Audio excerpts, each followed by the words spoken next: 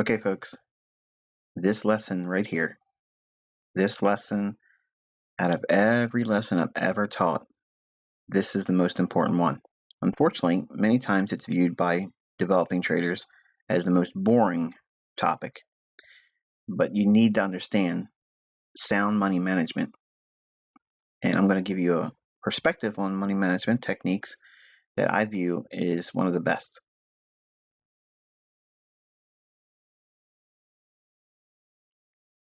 Okay, we're going to be tackling money management.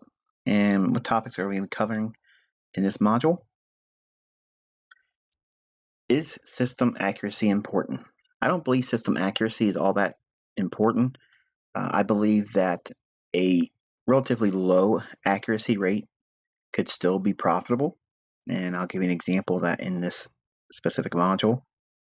But I want you to understand that a lot of new traders, developing traders, and traders that have been unprofitable for a while tend to believe that it's their system and the lack of high accuracy that is what prevents them from seeing a positive outcome.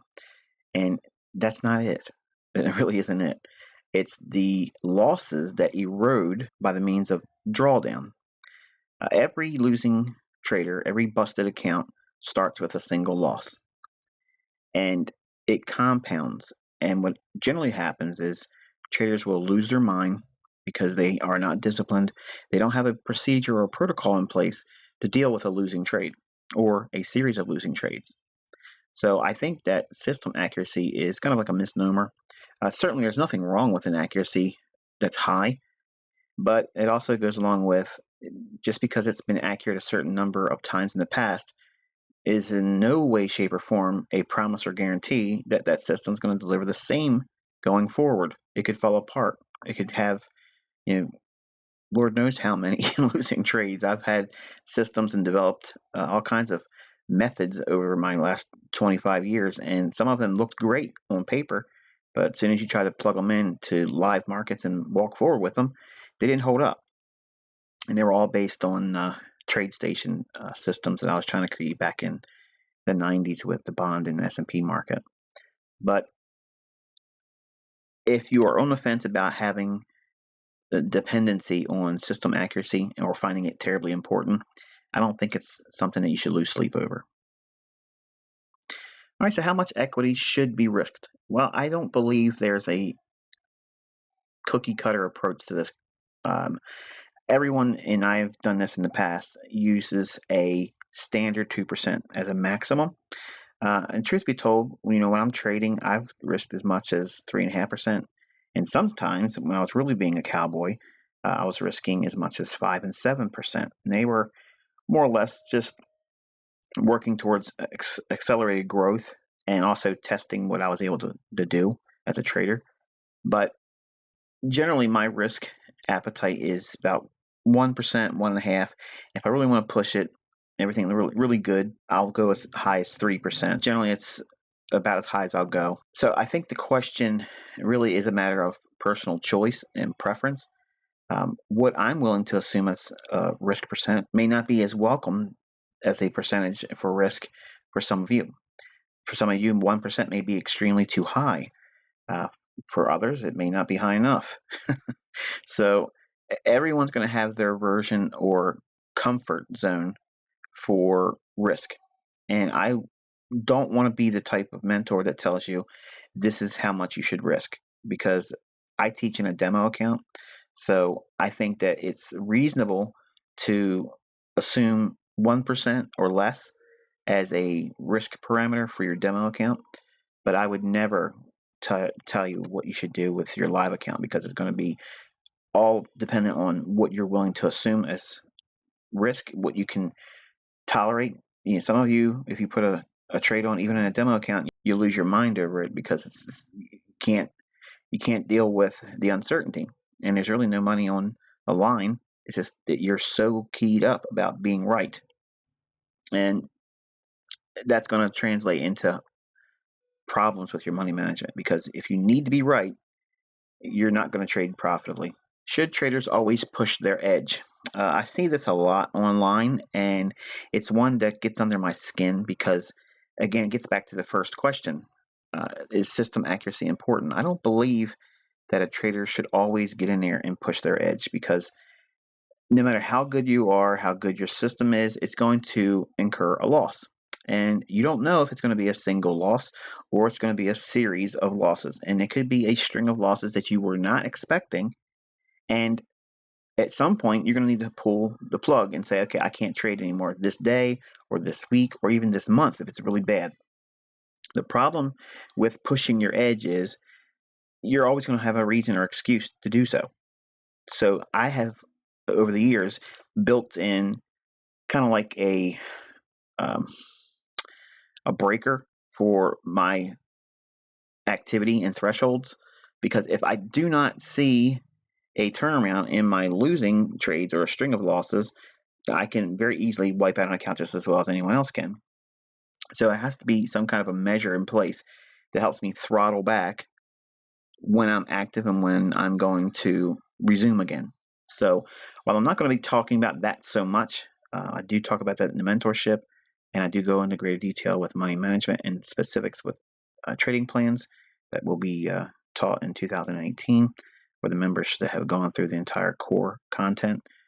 But for this teaching, I want you to focus on the importance of sound money management and risk control. What causes traders to blow out? I personally believe it's their inability to weather a series of losses. Now, anyone can take a loss or two, and it doesn't really make anyone go crazy about it. But what happens is if there's a back-to-back consecutive 5, 6, 7, maybe even 10 losing trades in a row, as a developing trader, that's normal. If you're trying to avoid that, you're actually hurting and stunting your growth as a developing trader. So you want to be able to experience that phenomenon of being convinced almost that the trade's going to work out, but then see it not come to fruition, and then having to wrestle with that, because that internal dialogue that takes place in your mind, the emotions that well up after that, you need to wrangle them, because they're going to always be there as a trader. Now, you either can make them allies or you can view them as enemies. Okay, they're always going to be plaguing your results, and certainly plaguing your clarity or perspective on the marketplace. And you don't want to give them that power. Okay, fear and greed, they can be dealt with, but it has to be with a process and a clear developed plan.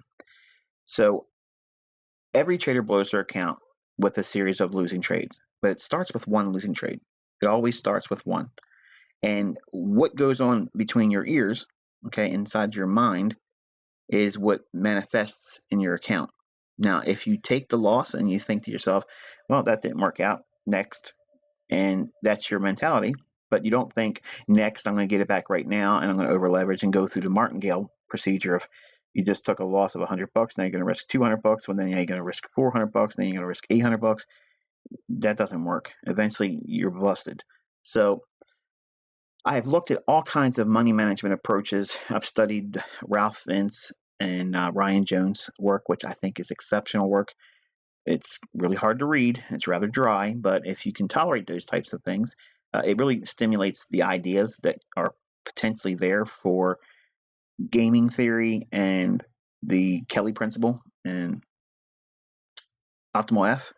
So if we can see there are measures of controlling risk and money management approaches in gaming, okay, and for instance, like blackjack or roulette, which I admittedly have never been to a casino to play either one of those, but I did study the games and I did study gaming theory, and I've always been fascinated with the World Poker Championships, and I've always been fascinated to see the same faces generally make it to the last table or so.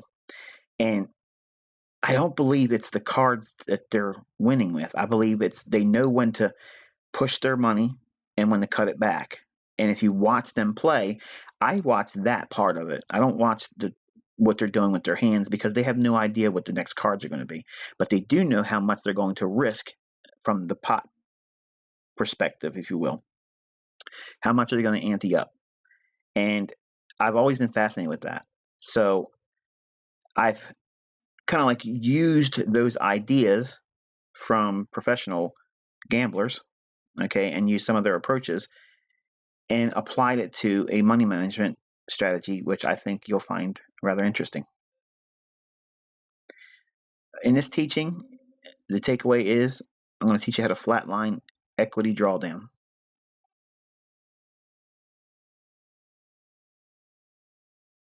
All right, how to flatline equity drawdown. All right, so when we start trading, obviously, we're all excited about what we're going to potentially see as a result. You open your demo account up and you want to start seeing that increase or that jump up in the demo equity to build your confidence to eventually, at some point in the future, when you make the decision to do it, if you ever do it, to trade with live funds, you'll be able to have the experience to look back on as a demo trader and see that you've done certain things over consistent length of time where it warrants, by your own decision and your own timing, you elect to go with live fund trading.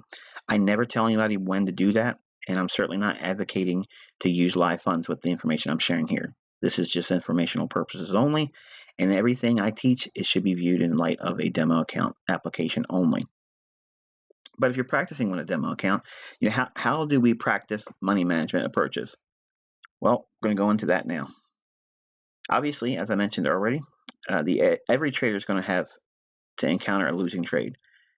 As a new trader, especially if you start with live funds, you're trying to avoid this like the plague. And generally, it's a good idea to try not to lose money, but you can't avoid it. It's going to happen. It's an absolute. You're going to run into a brick wall, and money will be withdrawn from your account, whether demo or eventually, if you ever decide to do it, live funds will come out of your account. It's guaranteed. You need to be able to have a frame of mind and a procedure on how you're going to encounter and engage and overcome that obstacle. Equally so, every trader will experience a series of losing trades. Now, this is where that wave of emotion comes in, and you feel regretful. You wish you wouldn't have done certain things, and then certain emotions will trigger a response that may result in anger. You may lash out at your computer, lash out at your friends and coworkers, or your family, your spouse, your children, your dog. Don't do that. The procedures that you need to have in place is what you're going to do to, number one, control the bleeding. Okay, you have to slow the bleeding, whether it be a live account or a demo account. So stop losing money, slow it down, and then eventually look to mitigate it. But you can't come back from massive losses if you don't first identify what you're doing wrong and stop doing that very thing, which is over leveraging or keeping risk at a constant. Now, professional money management concepts are used by the informed speculators to help keep their equity base smoothed.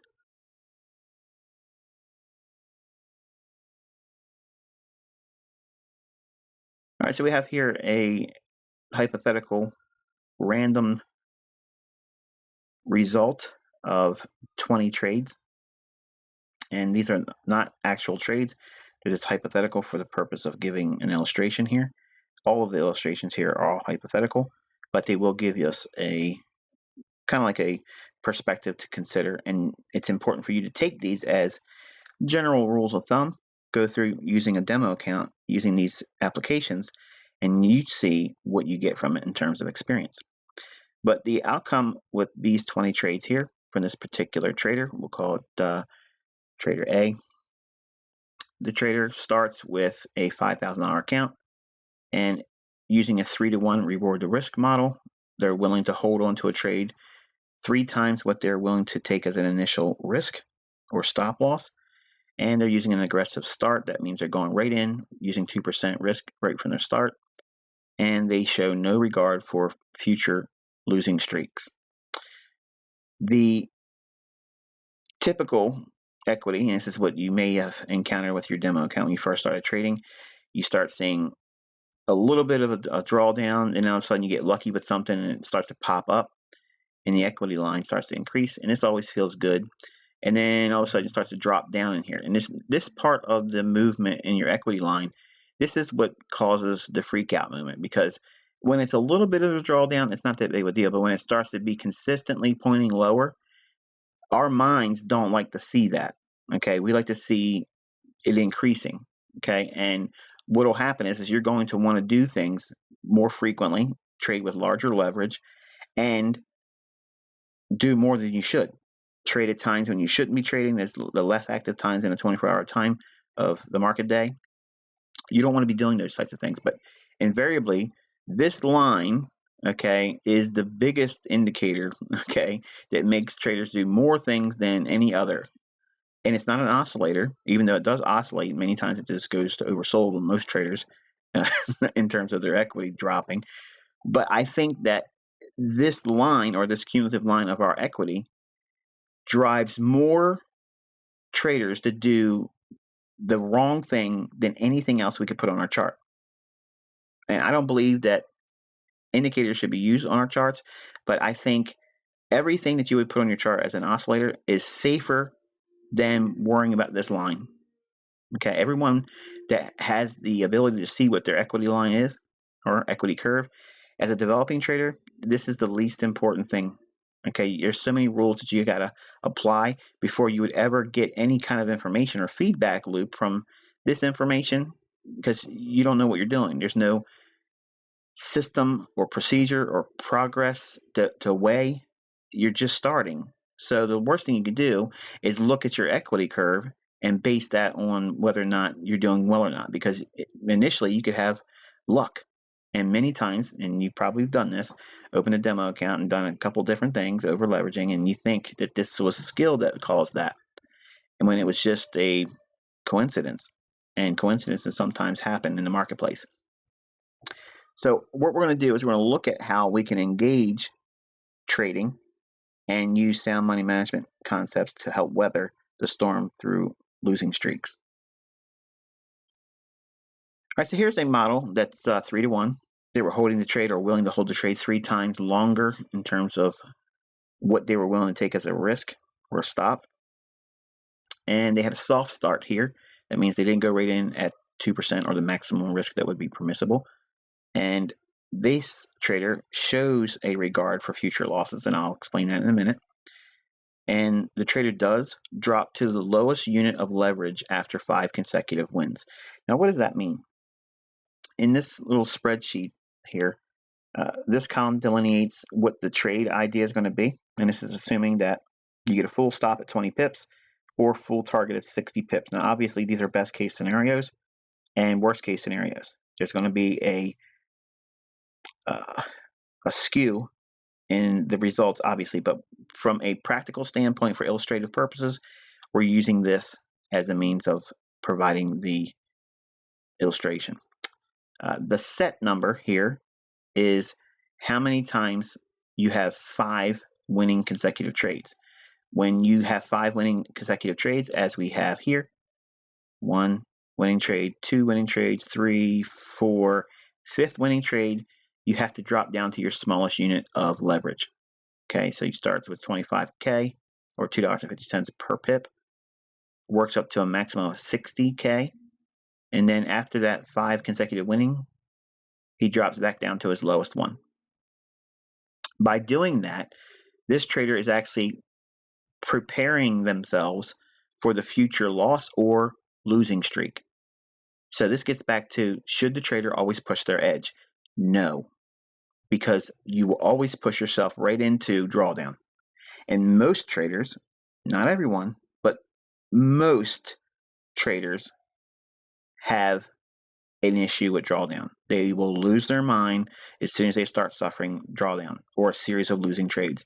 They start panicking, they start freaking out. And what's even more amusing is they feel these symptoms in a demo account, which is it's odd, but it's true. So maybe some of you have experienced that. You want control, and you can't control price. As soon as you put the order in, whether it's a demo or a live account, you've submitted to the marketplace, whether you like to admit that or not, and the market's going to do what it's going to do, and you have absolutely no control over it whatsoever. Your control is limited to what you have in terms of where your stop loss is or how long you stay in the trade without being stopped. That's it. So we can control the things that are directly related to us, but we can't control price. So we have to have some kind of a shield. So my threshold is 5 winning trades.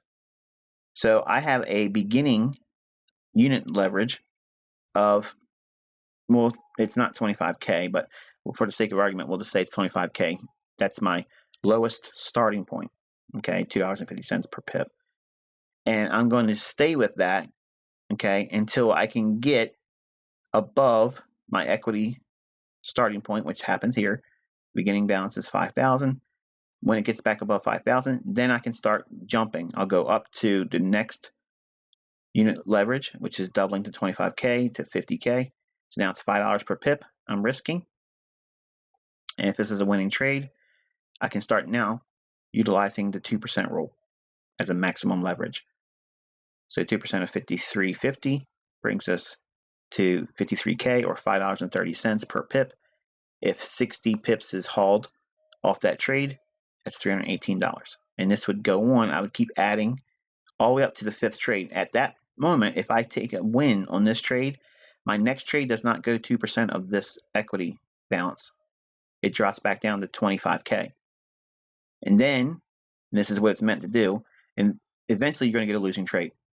And now you don't have as much leverage on there. And what that does is it flatlines your equity drawdown.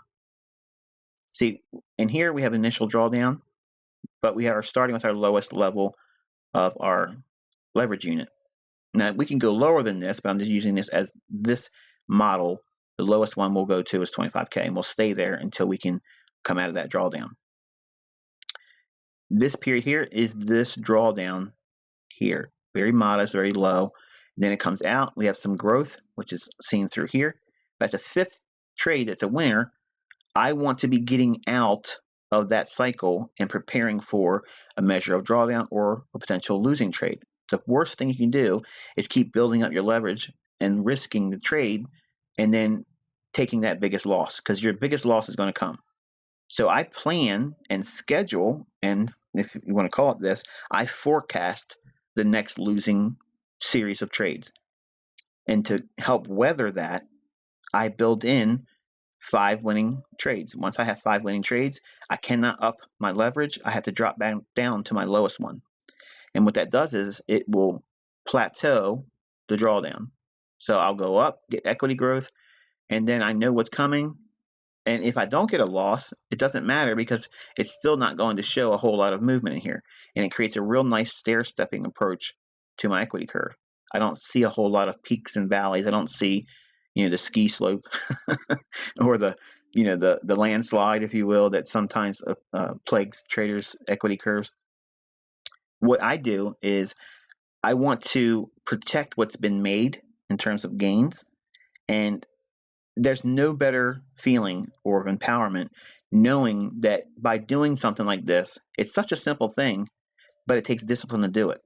See, it feels good when you're making money and you're trading, and that little voice in your head's going to say, keep pushing it, keep pushing your edge, up your leverage, you're on a hot streak. And usually about then, that's when your losing trades are going to come, and they don't come just singular, they'll come in a wave. And if you don't compensate for that, you can go through a large degree of drawdown, and that's nothing fun about that at all. So with this approach, contrasting with the previous trader, the drawdown is less with this trader because they have 5 winning trades and they cut their leverage to the lowest unit of leverage to anticipate future losing trades. Results in $346 more of preserved gains. So there's a benefit, even though we've used random numbers here. The benefit is the equity curve is preserved and it's starting to plateau versus going up and then starting to go back down. That's what you don't want to do. You want to control how much it drops.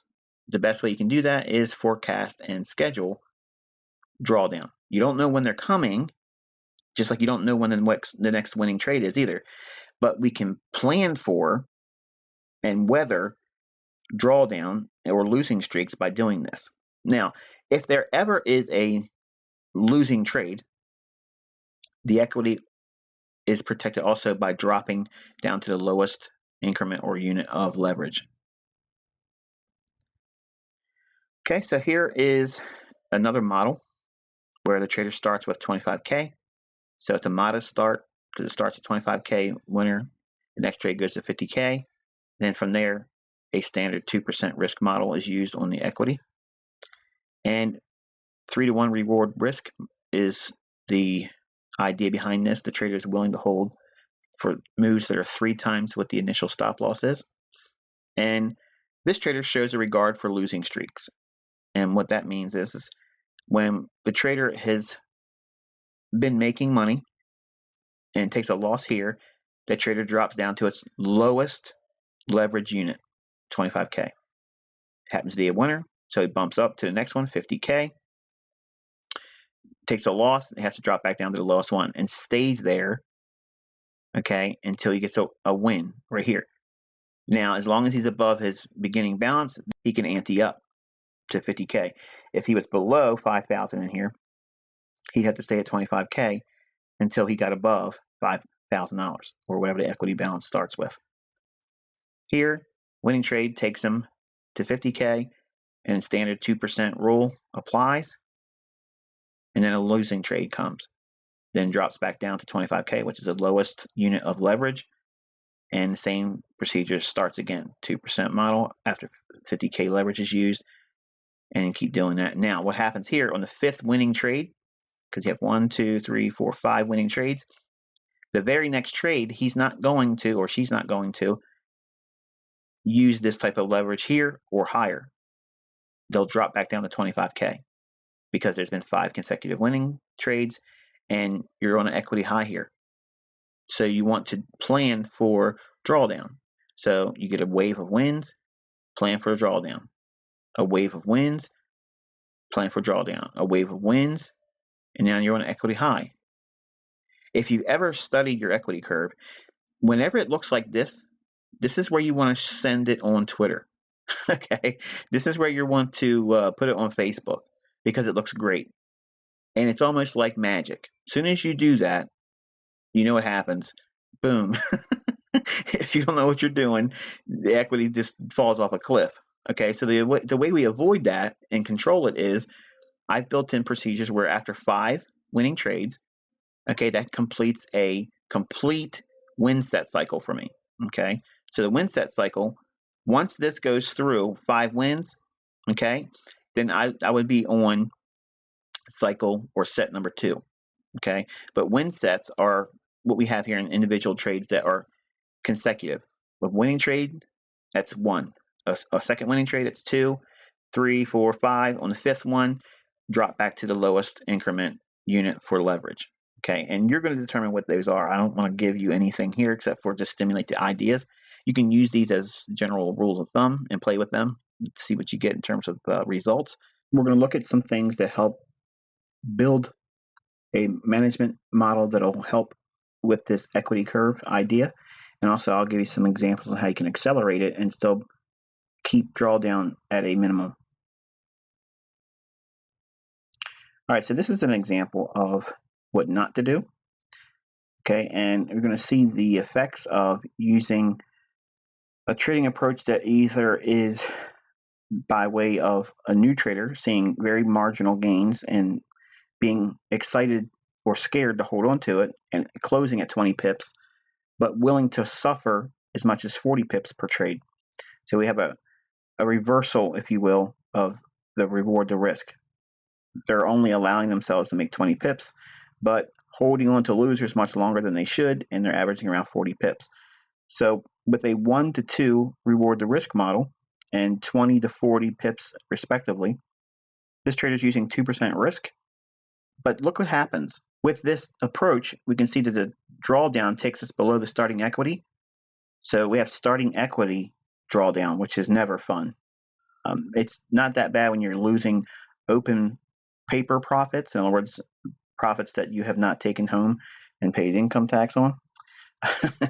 Those are a little easier to take a drawdown on. It's not fun, but it's better to take those than it is losing what you put into the marketplace yourself. So we suffer starting equity drawdown at this point here and goes down to the degree of 6.7% of starting equity.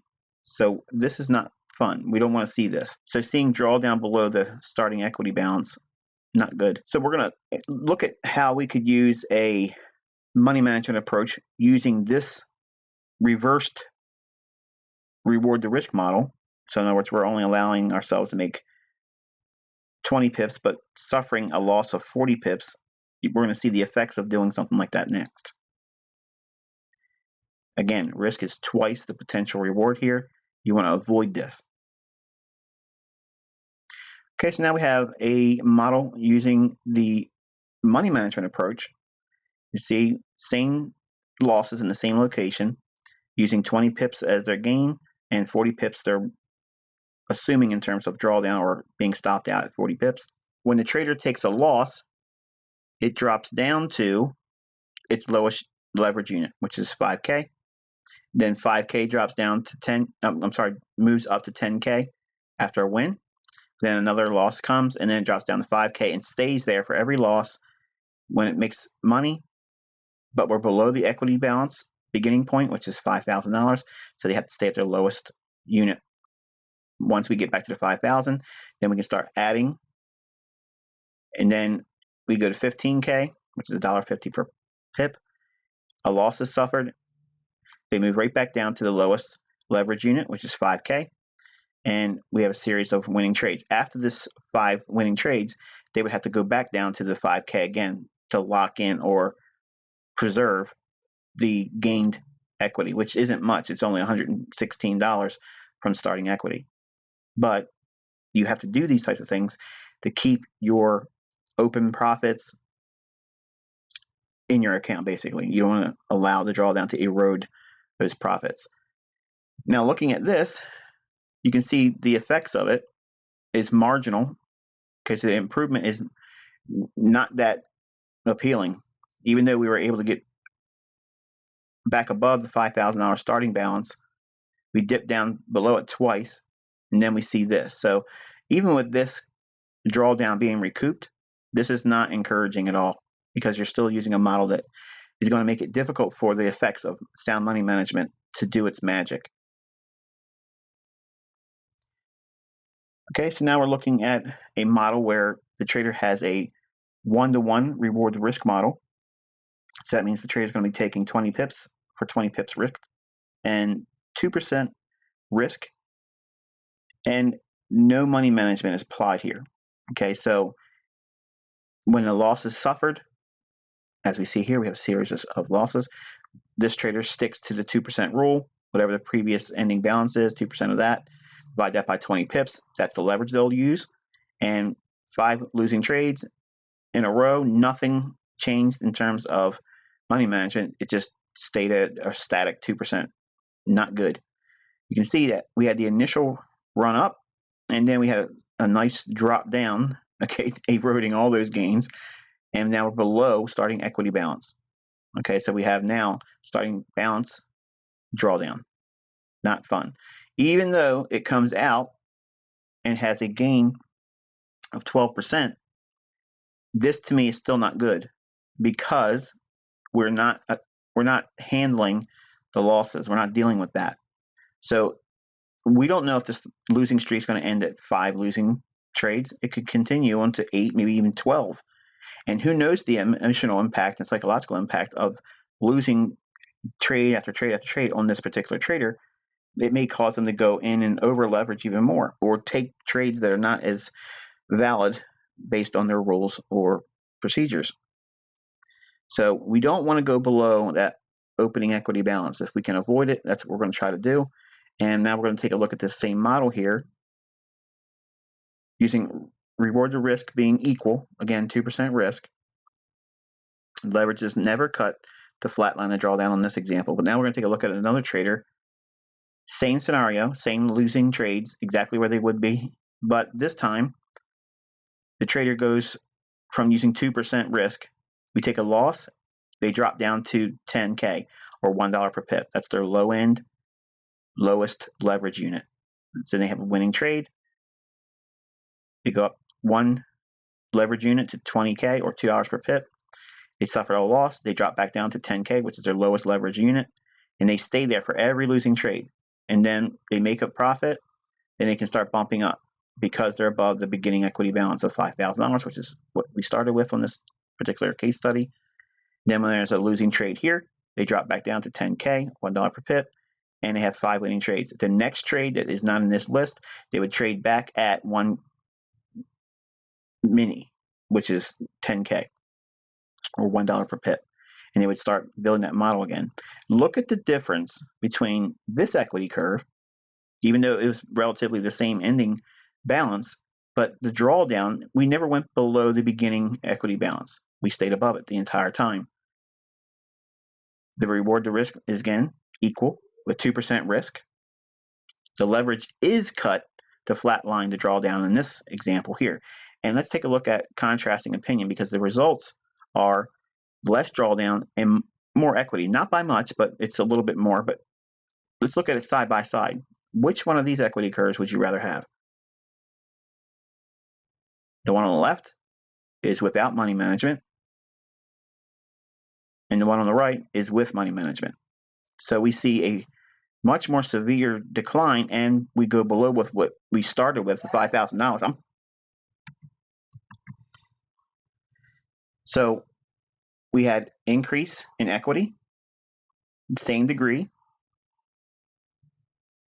but then the severe drawdown that was seen by sticking with just a standard 2% risk, expecting every trade to be a winner, like a novice trader or a gambler will. They're always holding out for that next series of winning streak trades. A sound money manager with their equity, they will see the loss and adjust it quickly, keep losses at a minimum, and then when we start making money, then we can start increasing the leverage. We take a loss, we keep leverage low again until we take a win, and we can start ramping it up again.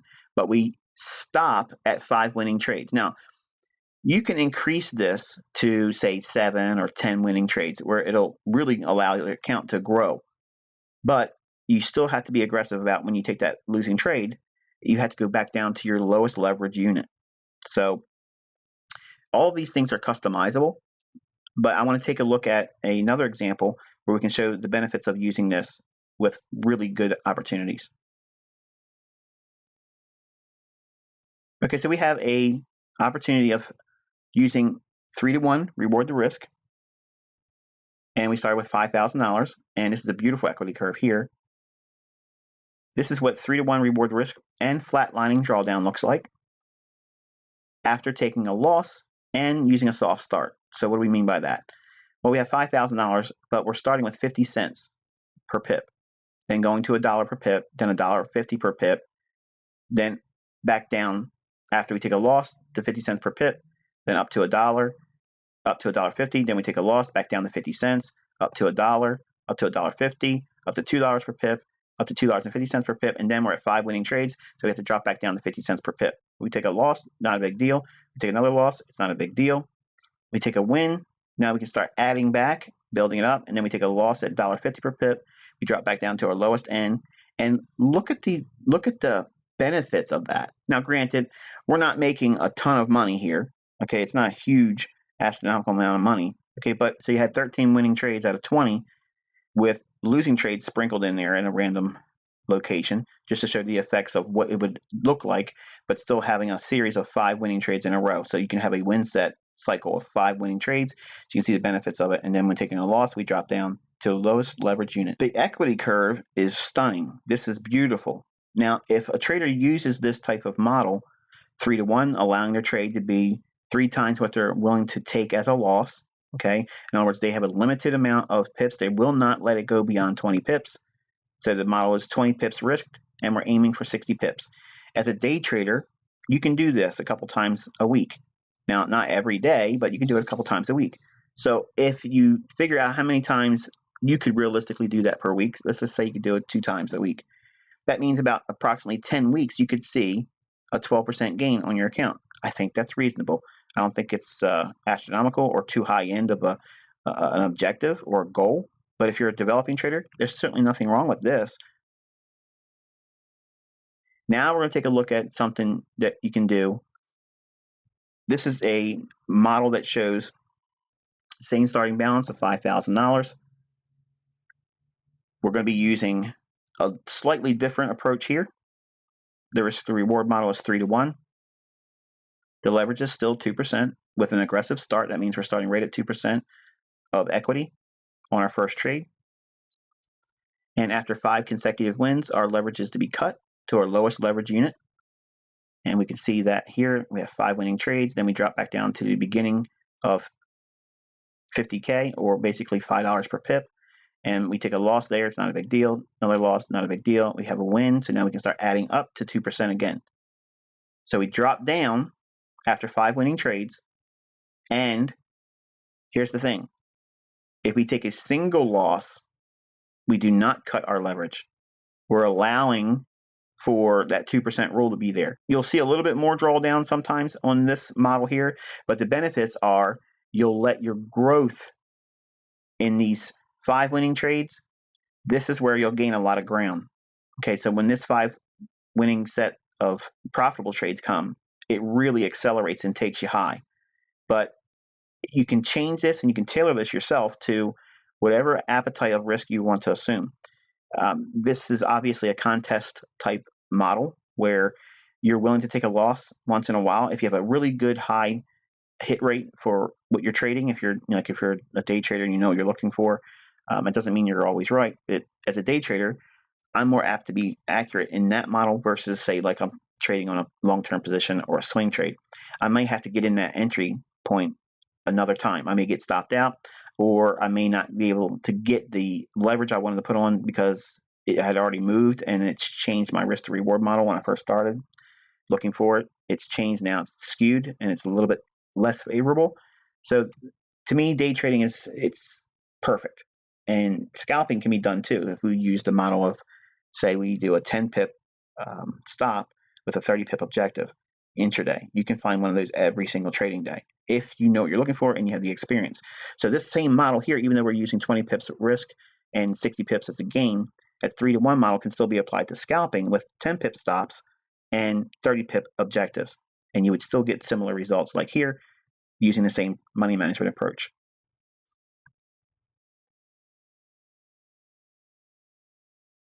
Hope you enjoyed this presentation, and if you'd like to find more, you can visit my website at theinnercircletrader.com.